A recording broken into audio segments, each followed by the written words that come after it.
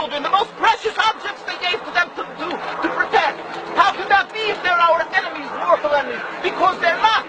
It's not a religious conflict. That's a Zionist ploy of accusing everybody of being anti-Semitic. You want peace? You want to have a conference here of peace?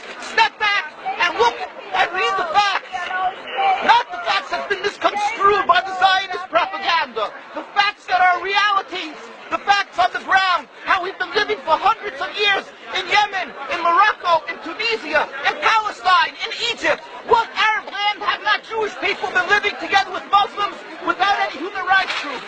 Tell me what land the Jews did not live in harmony with the Muslims. In Iran, we have over 25,000 Jews there, thank God. Why? Because this is not a religious conflict. It's purely because of a political movement, a relatively new movement, which is antithetical, contradictory to the Jewish religion of thousands of years. Judaism is spirituality, a religion of compassion to emulate God. Zionism has been created 100 years ago by atheists, people who have abhorred religion, who wanted to transform Judaism from religion to nationality, to a purely materialistic base, godless in its essence. That is not Judaism, and they have no right to use the name of Israel.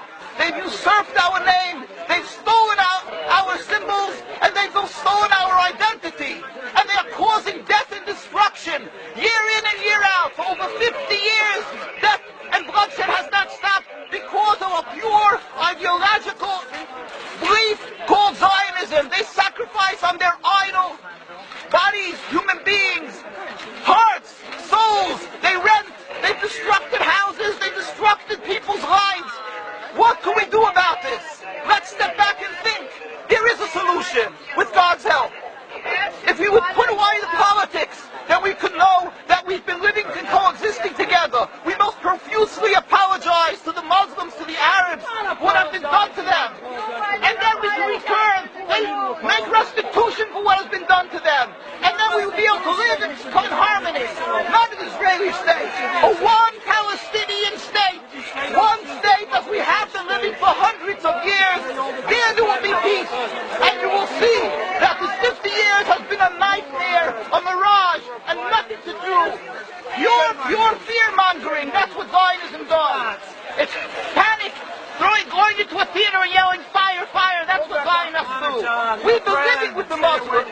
We've been living, yes, Ahmadinejad keeps on stating that he does not want to harm the Jews, but the Zionists keep on antagonizing him. Of course you don't, because you have an agenda. You want to further Zionism. You want enemies.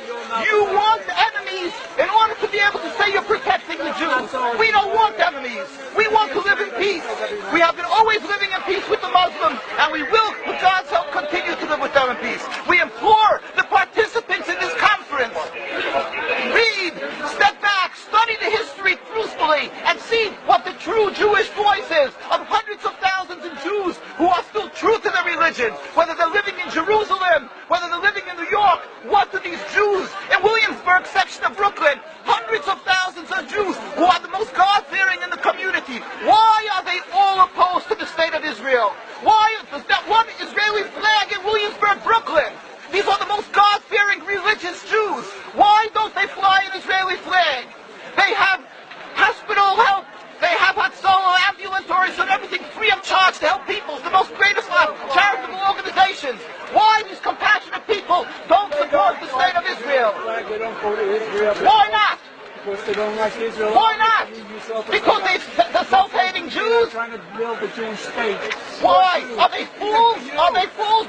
The reason is simply because they fear God.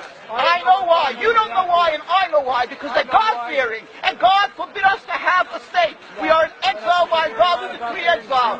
And we are forbidden to oppress the people. We are forbidden to oppress the Palestinian people and steal their houses. That is what Judaism says.